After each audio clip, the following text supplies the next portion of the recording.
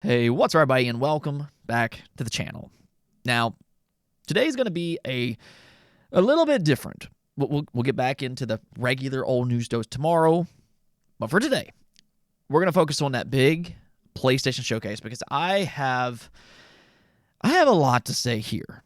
I mean, oh boy. In the words of Kratos, boy, what can I really say here? I mean, I was surprised, and not necessarily in the way that I was hoping. So the thing here is, from everything that we were led to believe, this was supposed to be Sony's big blowout showcase to set up the second phase of the PlayStation 5. That is what we have consistently heard throughout 2023. Now, to be fair, Sony themselves did not say that. The outrageous expectations are not on Sony themselves. Instead, this was coming from multiple insiders, well-respected and proven insiders at that. If anything else, I think this is just another prime example on why you need to take rumors, even hype tours like this, as rumors and nothing else. You need to take them with a grain of salt. But yeah, there were high expectations here, and I really have to wonder, what did these insiders see that led them to believe that this showcase was this massive event that was going to set up Sony for years to come? I mean, there were some cool announcements here. We'll get to that in just a second, but nothing in which matches up the hype that we've seen online. I mean, before we even get to the games, the first thing that really struck me about this event is that PlayStation Studios was completely MIA.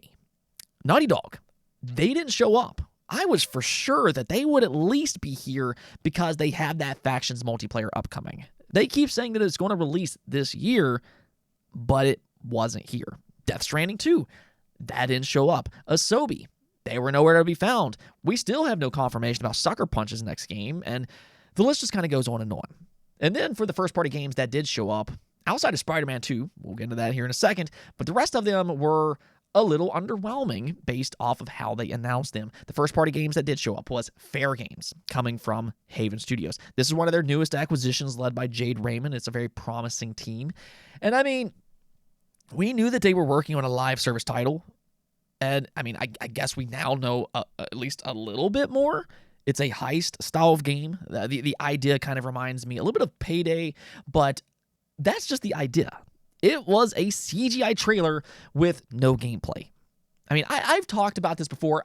I'm personally okay with CGI trailers. I don't see anything wrong with them as long as it's a big, well-known name. But when it's a new IP like this, it's just very difficult to be excited about it. And more so when it's a live service title, which PlayStation community is already a little cautious with when it comes to these style of games. Actually, I'm just going to go and take that a step further. A large portion of gamers are skeptical when it comes to live service games. I always like to call them those mythical cash cows because there's so many that comes out and completely fails. There's very few that has that Fortnite type of success, Rocket League or Apex Legends. There's very few that comes out and hits a home run like that. So with this being just a CGI trailer, it was a big nothing burger. But it was kind of the trend for this entire showcase. They did the exact same thing with Firewalk's next game. This is another recent acquisition, but somehow I feel like they even showed less about this game. All we currently know is that it's a PvP first-person shooter by the name of Concord. But that's all she wrote. I mean, what were they expecting here? Was I supposed to get excited about a vague trailer revealing a title for a studio that doesn't have some profound PlayStation history or anything like that? I genuinely want to know, what was my reaction supposed to be for a trailer like this? I just don't understand what their expectations were. I mean, if they teased Ghost of Tsushima 2 as an example, with just a simple title reveal, a small teaser, and no gameplay, sure, that would have been exciting. But this, I don't know, Sony. What is this? Now, they also announced Helldivers 2, which I do actually think looks good. If you are a fan of Helldivers, the sequel looks promising. The third-person mechanics, it looks like a lot of fun. And it will be out later this year for both PlayStation and PC.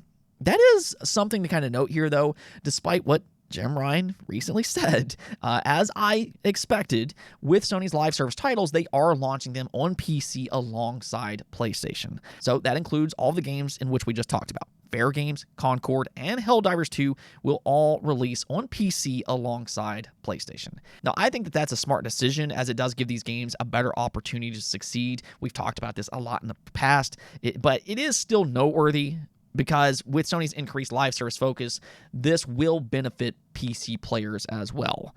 Now, as for the other two first-party announcements here, though, Bungie revealed Marathon. Again, it was a CGI trailer, so there's not really much that I can honestly say here, but knowing Bungie's pedigree, it is at the very least worth keeping an eye on. I hope it turns out to be as good as their other games. I mean, you are talking about the studio behind Halo and Destiny.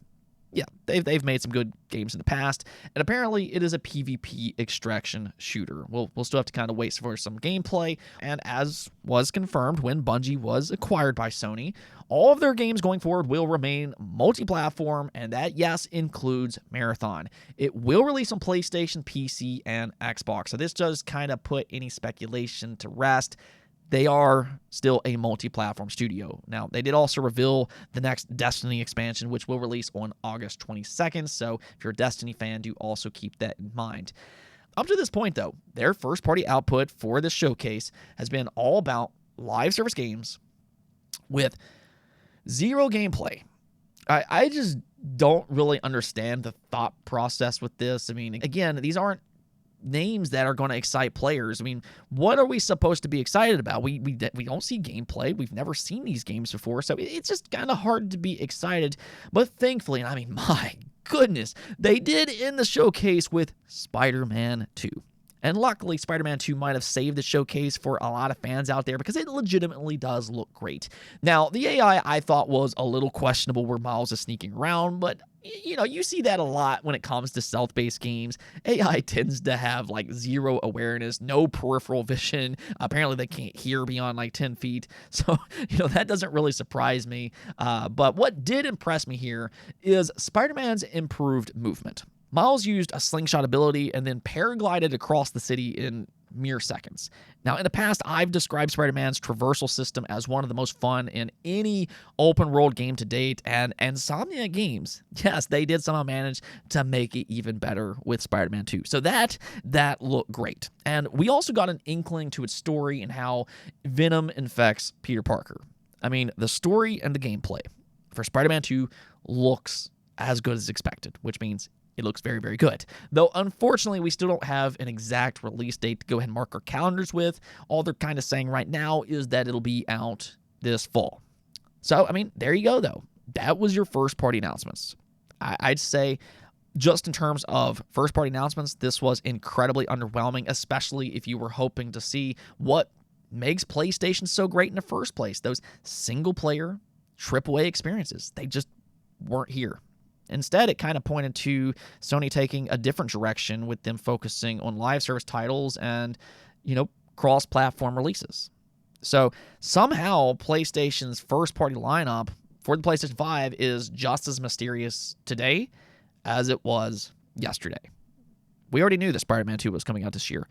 What is after that? Now, the good news here is that they did have some exciting announcements beyond just their first-party releases. Here's one thing about PlayStation showcases, though.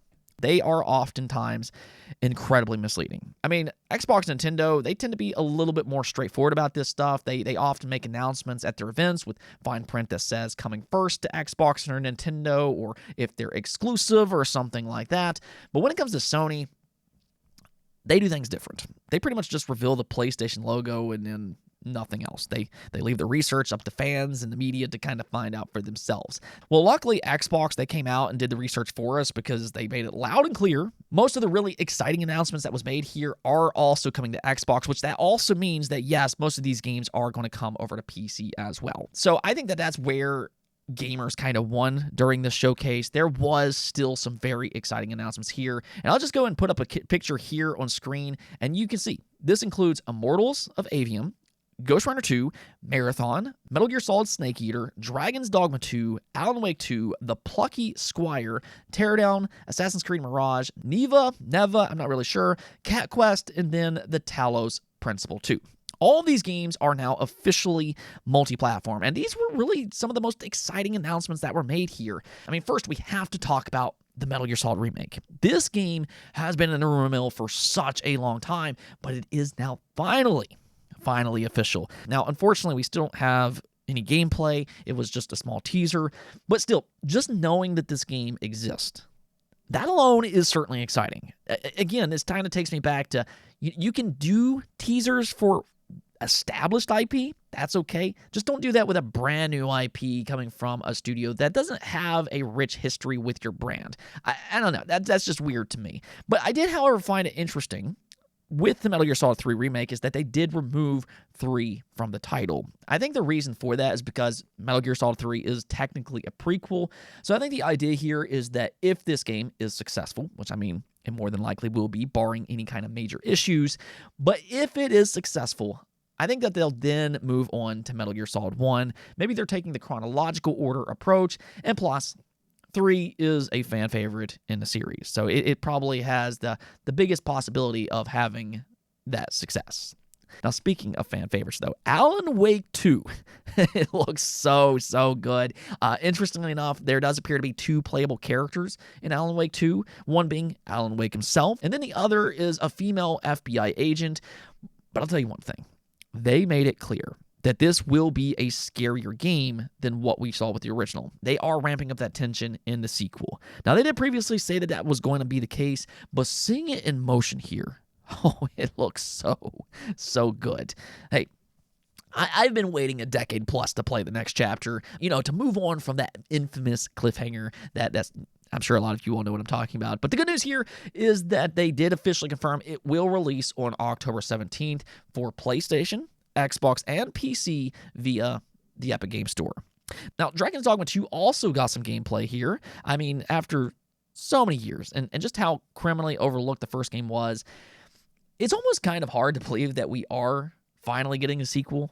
But unlike Sony, Capcom came and they showed some legitimate gameplay here, and I think that they did a lot to build some excitement. I mean, if you like the original Dragon's Dogma, it honestly just looks like a more refined version of that. The character models, they look so much better. They showed some pretty cool abilities, and also those uniquely designed monsters that makes Dragon's Dogma so interesting.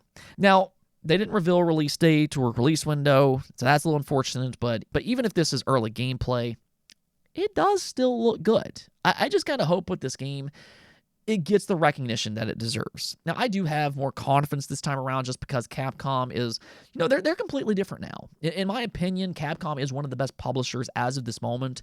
So I'm hoping that continues with Dragon's Dogma 2 and it finally gets that recognition that it deserves. Again, though, it will release for PlayStation, Xbox, and, of course, PC. That takes me to the next game here, though, and surprisingly, I think that this was one of the best announcements for the night, and this one might go a little bit under the radar, just considering it's a smaller scale game. But man, I tell you, it looks good, and that's none other than the Plucky Choir. This game, honestly, might be the game of the showcase for me. That's how much I liked it. But it's a colorful adventure game that goes from 2D to 3D. There's just so much happening with the gameplay. It seems very fluid. It has an interesting concept. And, I mean, you can see, at times, it's just a straight-up platformer. But then it can quickly turn into a top-down action-adventure just like that. The way it works, though, is that its concept is based on a pop-up children's book. So it does give them that ability to kind of change the gameplay on the fly. If anything else, though, I mean, I think that this game just looks so wonderful. And better yet, the Plucky Squire will release this year in 2023. Those were probably my favorite surprise announcements here, though, and I think that that's where the showcase was interesting. I mean, I think if we're talking about just strictly multi-platform games, there was a lot of really exciting announcements. I mean, I could continue on with the Talos Principle. The original, in my opinion, is an all-time great puzzle game. Go check that out if you haven't already. So seeing that live in action, that's exciting. Assassin's Creed Mirage, if you're a fan of that series, it looks pretty good. It does take the franchise back to its roots, as many fans have requested with some of its recent installments. Instead of that RPG-like gameplay that we've seen with games like Valhalla and Odyssey, instead it's more similar to the original Assassin's Creed trilogy, which that's exciting, and it is set to release on October 12th. There was also Ghost Runner 2, another sequel to a fun overall game. It's also set for a 2023 release, and yeah, there was definitely some really interesting announcements like that. So I think overall, gamers won at this showcase. But here's the thing. The problem still remains. See, the thing is that there are certain expectations when it comes to an event from a console manufacturer specifically. While it's great to have these big third-party multi-platform announcements, you still need to bring the exclusives. You're still trying to sell your console with exclusives and with different partnerships, and that's where this showcase fell short. Now, they did, however, announce one third-party exclusive that I do think looks interesting, and that's Phantom Blade Zero. They actually did show a lot of gameplay of this game, which to me, that's always telling. When a studio reveals a large segment of gameplay like this, that's their confidence showing. They feel confident in the product itself, and seeing Phantom Blade Zero, I can see why. It is a highly stylish action samurai game. It seems to take some inspiration from Sekiro with its parry-based system, but with its fast-paced combat and movement system, I mean, there's a lot of different things happening with the combat itself. Seems like there's a lot of different options, but this is a game that could be a big title for them if it turns out to play as good as it looks. Now we'll still have to see about that, but it was definitely one of the most intriguing games to be announced at this showcase. One of the most intriguing exclusives for sure. Now, unfortunately, though, they didn't reveal a release date or anything like that, so we'll kind of wait on that, but definitely an interesting announcement nonetheless. Now, they did also confirm their remote play PlayStation handheld, but they just kind of glossed over it. I mean, we got to look at it, and it has an 8-inch screen, but other than that, they basically said just wait for more information at a later date. I mean, this could have maybe been a bigger announcement for them, and truthfully, I think for a device like this, it will need a good showing to convince people to buy it. So, another odd decision to just kind of announce this device and just move on. That was pretty much it, though. So I think even despite some of the misguided insider hype that we've seen online, I think even without that, this showcase was still honestly underwhelming. I mean, the entire showcase, I was just kind of sitting there like, okay, surely they're about ready to announce something big here, and it just never really happened. Now, I'll get into my letter grade here in a second. First, let's just kind of take a look at your all's opinions. As you can see here in the poll of the day, I asked you all, what letter grade would you give the PlayStation Showcase 5.24.2023? And as you can see here, the majority of you all, interestingly enough, actually did give it a C. That surprised me a little bit, but 40% of you all did vote for a C, then 20% a D, 18% a B, 11% an F, and then 6% an A. So a lot of you all actually did at least find some enjoyment with this showcase. And again, I think I understand where some of that comes from. There was some exciting announcements made here. But again, the problem with this entire showcase is that there's certain expectations when it comes to first-party events. And if I give it a letter grade under those conditions, then I'm giving it a D. And now I know that sounds harsh and everything. They did have some really exciting third-party announcements, but I feel like that they needed more for this showcase. They needed to kind of answer what comes after Spider-Man 2. I mean, that is still a big mystery unless you want live service games. I mean, if you're into that, then you might have liked the CGI trailers they showed. I don't know, but in terms of what Sony does best, I feel like they didn't really show any of that beyond Spider-Man 2 at this showcase, and that's exactly why I'm giving it a D. Anyways, though, that's it for this episode. We will get back to our regular news dose schedule tomorrow. But other than that, if you like the video, do make sure to hit that bell notification and subscribe button for more content just like this. Also, if you'd like to support the channel through Patreon, thank you for making this content possible. Peace out.